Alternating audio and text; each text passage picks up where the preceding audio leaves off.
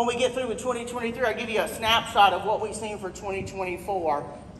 But as we look at these top 10, and I'm going to do something a little different. We've done this before. Instead of going from 1 to 10, I'm going to go 10 to 1.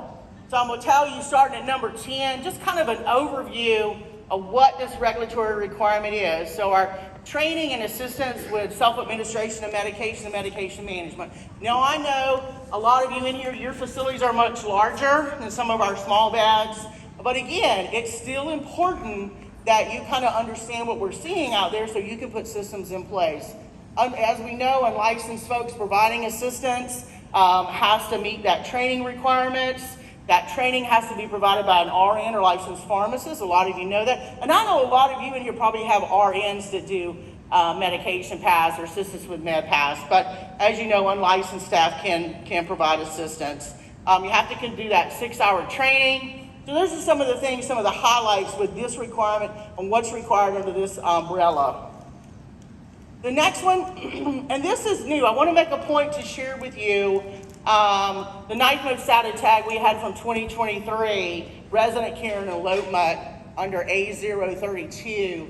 This is new to the top 10 for 2023, and when we get to 2024, I'll show you and maybe shock you a little bit like it did us, and we were looking at some of the data. But this one is new.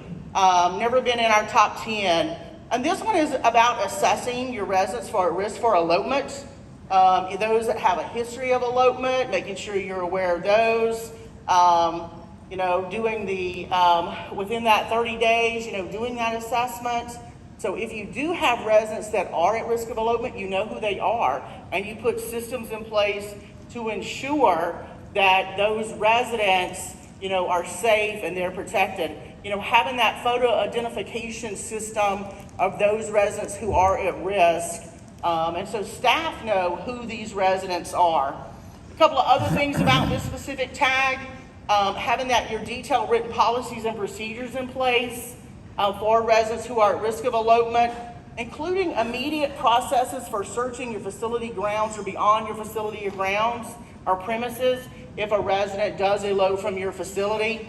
What are the staff-specific requirements, including those in your policies as well? Who's responsible for contacting law enforcement? That should be included in your policy. Who's responsible for contacting family members or guardians? Those are important things to also include in your policies and procedures.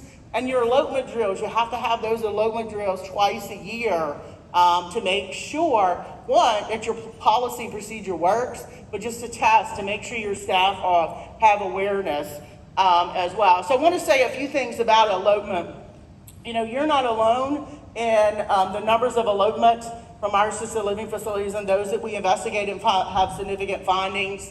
We also have high numbers of elopements from nursing homes as well.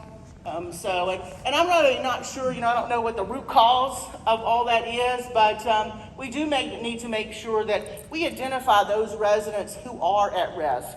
Now, we know your ALF's not a prison, right? You're not locking people in, shackling them into their rooms. They have rights. They have rights. But you have a right to and an obligation and responsibility to ensure that you have assessed that resident and you know what their risks are. And as you know, with elopement, sometimes there's a lot of signs, right? So you have a resident comes in, new resident, they come in and they've been with you a couple of weeks or so, and then they start packing their suitcase, right? How many of you had those? Start packing their suitcase, get ready to leave. They talk about, hey, I'm ready to go home. When's my daughter coming to pick me up? So those are clear signs that staff members need to be cued in on to start paying attention. It's very important, and and I know, we have seen a lot of significant issues when it comes to elopement. We have a lot of seen, unfortunately, deaths as relates to our residents who have eloped from our assisted living facilities, gotten out in high traffic areas, hit by vehicles, fallen into these retention ponds. So these are some issues that, we have seen in our assisted living facilities. So just bring that to your awareness. And it's important that your staff know, as you know, and I've said it before, your staff need to know what your policies are for, elopement. And as I mentioned, this one is new to our top 10, and I'll tell you where it falls in 2024 as soon as we get there.